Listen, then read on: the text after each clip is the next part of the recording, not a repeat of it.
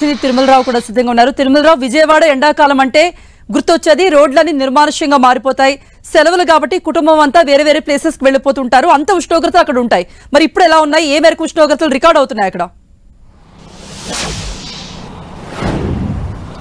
కృప బెజవాడ అనగానే బాణుడు ప్రతాపంతో బెజవాడ వాసులు బెంబేలెత్తున్నారని చెప్పాడు.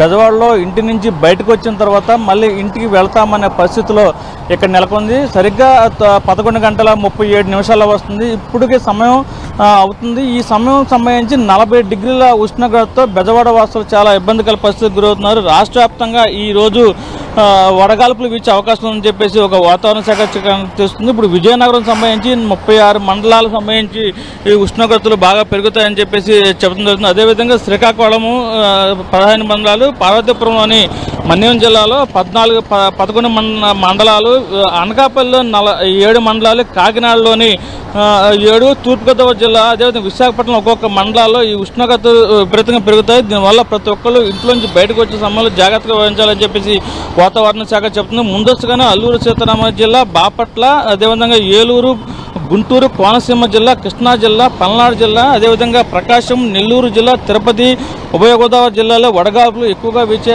ప్రభావం ఉంది. దీనివల్ల మీరు చాలా జాగ్రత్తగా ఉండాలంటూ వాతావరణ శాఖ చెప్తుంది.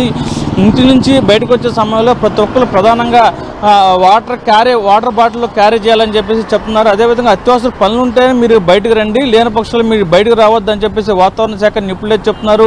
వైద్యులైతే ఒకటే చెప్పడం జరుగుతుంది, ఈ ఇంటి నుంచి బయటకు వచ్చే సమయంలో అదేవిధంగా జర్నీ చేసే సమయంలో కంపల్సరీగా వాటర్ క్యారీ చేయాలి, లేని పక్షాలు చాలా ఇబ్బందికర పరిస్థితులు గురవుతారని చెప్పేసి వైద్యులు చెప్తున్నారు. అదేవిధంగా దీనికి సంబంధించి ఏదైతే ఉందో వాతావరణ వేడిని తట్టుకోవాలంటే ఓఆర్ఎస్ ప్యాకెట్లు కూడా మీరు దగ్గర పెట్టుకోవాలని చెప్పి చెప్పడం జరిగింది. దీనికి సంబంధించి ఈ వాతావరణం రోజు రోజుకు ఉష్ణోగ్రత పెరగడంతో బెజవాడలో చాలా ఇబ్బందికర పరిస్థితి గురవుతుంది. అదేవిధంగా నేను చెప్పుకుంటే ఇది ఏసీలు కూడా బెజవాడలో పనిచేయట్లేదు. అంటే ఇక్కడ ఉష్ణోగ్రతలు ఎంత ఘోరంగా ఉందని చెప్పేసి ఇక్కడ అర్థమవుతుంది. ఏదేమైనప్పటికీ ఈ వేసవకాలంలో వడగాల్పులు కొంచెం ముందే పెరగడంతో ప్రతి ఒక్కరు జాగ్రత్త వహించాలి. వృద్ధులు, వికలాంగులు, అదేవిధంగా సంబంధించి చిన్నపిల్లల విషయంలో చాలా జాగ్రత్త వహించాలని చెప్పేసి అయితే ఇప్పుడు వైద్య శాఖ నిపుణులు చెప్తున్నారు. దీనికి సంబంధించి రాష్ట్ర వ్యాప్తంగా ఇది సిఎస్ కూడా కలెక్టర్లతో మాట్లాడి తాగునీటి సమస్య ఇబ్బంది పడకుండా ఉండాలని చెప్పేసి చెప్పడం జరుగుతుంది. కృప రైట్ తిరుమల.